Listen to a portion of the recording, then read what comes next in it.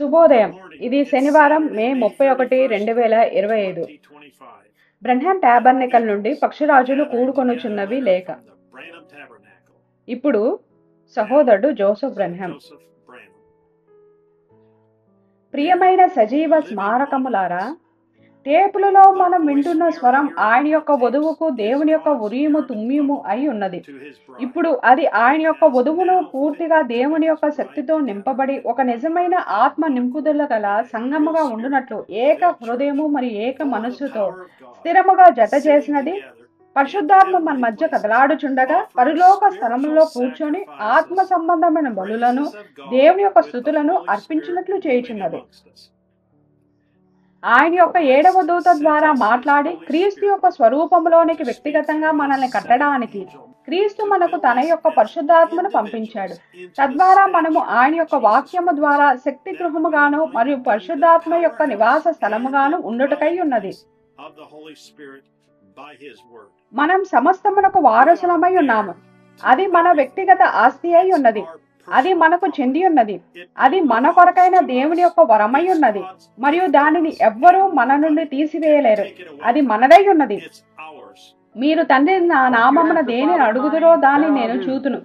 అక్కడ ఎవరైనా దేనినైనా ఎలా నిరాకరించగలరు?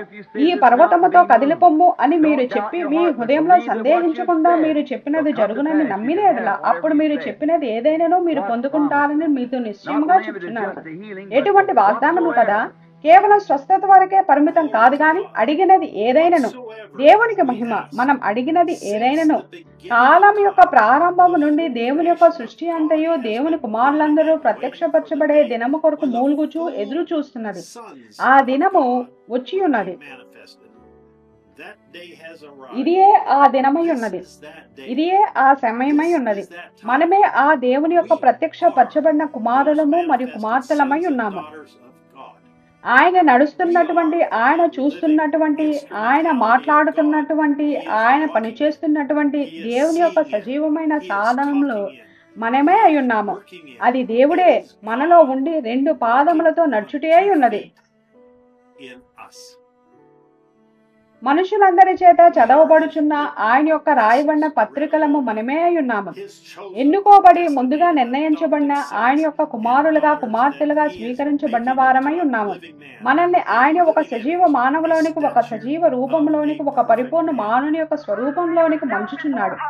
ఒక సజీవుడైన దేవుని ఎదుట, ఒక సజీవమైన సద్గుణము ఎదుట, ఒక సజీవమైన జ్ఞానము ఎదుట, ఒక సజీవమైన సహనము ఎదుట, ఒక సజీవమైన దైవత్వము ఎదుట, ఒక సజీవుడైన దేవుని నుండి వస్తున్నటువంటి ఒక సజీవమైన శక్తి ఎదుట మనము సాగిల పడినప్పుడు అది ఒక సజీవ మానవుని దేవుని యొక్క స్వరూపంలోనున్న ఒక సజీవ రూపముగా చేస్తుంది.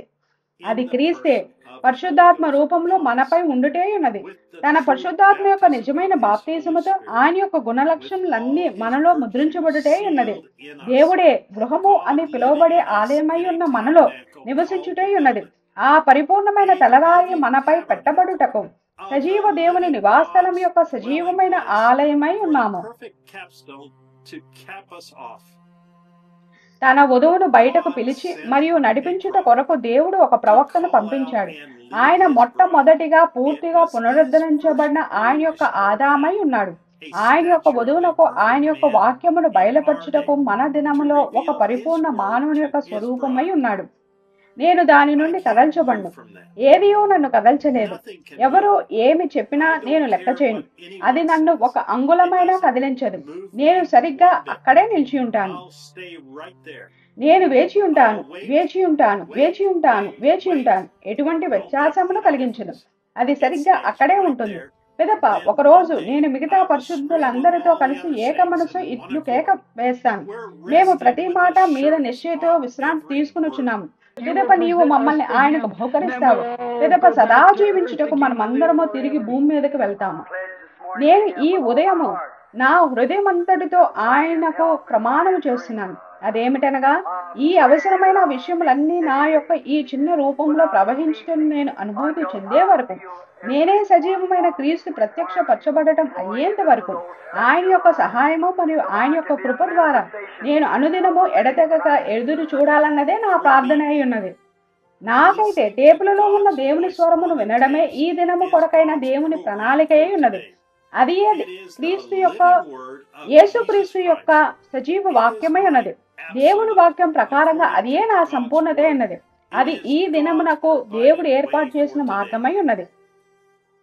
అందువల్ల ఆదివారం జెఫర్సన్విల్ కాలమానం ప్రకారంగా మధ్యాహ్నం 12 గంటల సమయం అప్పుడు ఎవరైతే మన దినమునకు దేవుని యొక్క స్వరమై ఉన్నాడని నేను నమ్ముచున్నాను, ఆ విలియం మ్యారియన్ బ్రహ్మం గారు ఒక పరిపూర్ణ మానవుని స్వరూపము 62-1014M గా ఎలా మారాలి అని క్రీస్తు యొక్క వధువునకు బోధించుటను నేను వినుచుండగా వచ్చి నాతో చేరమని మిమ్మల్ని ఆహ్వానించుటకు నేను ఇష్టపడుచున్నాను.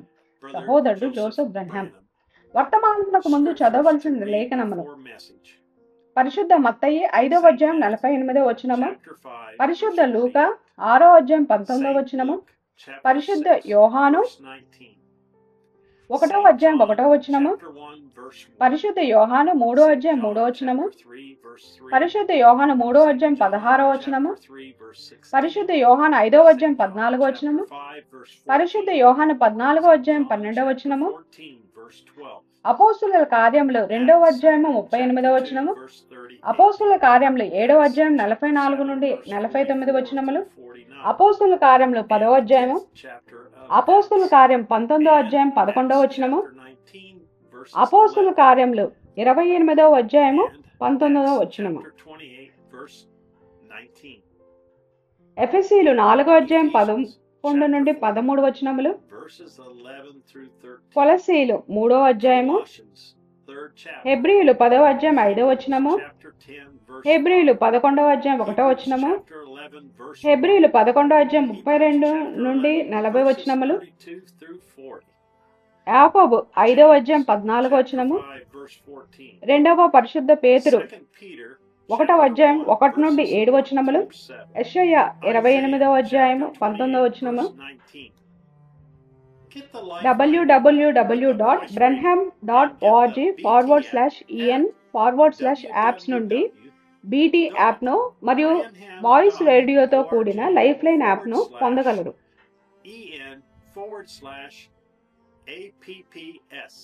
మరియు అసలైన మూలము www.branham.org/en/WhatsApp నుండి నేరుగా బహుభాషలలో నోటిఫికేషన్ను పొందగలరు.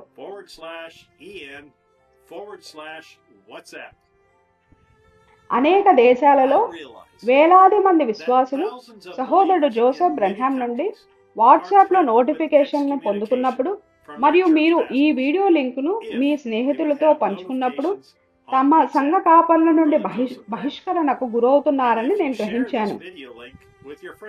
గత చరిత్రలో క్రైస్తవులు ఇలాంటి హింసను ఎదుర్కొన్నారని మీరు ఆలోచించారా? ఖచ్చితంగా వారు ఎదుర్కొన్నారు. దేవుడు ఒక ప్రవక్తను పంపిన ప్రతిసారి దేవుడు ఎల్లప్పుడూ ఆ ప్రవక్తతో దారి తప్పిన ఉపదేశకులందరినీ ఖండిస్తాడు. ఈ రోజు కూడా దీనికి భిన్నంగా ఏమీ లేదు.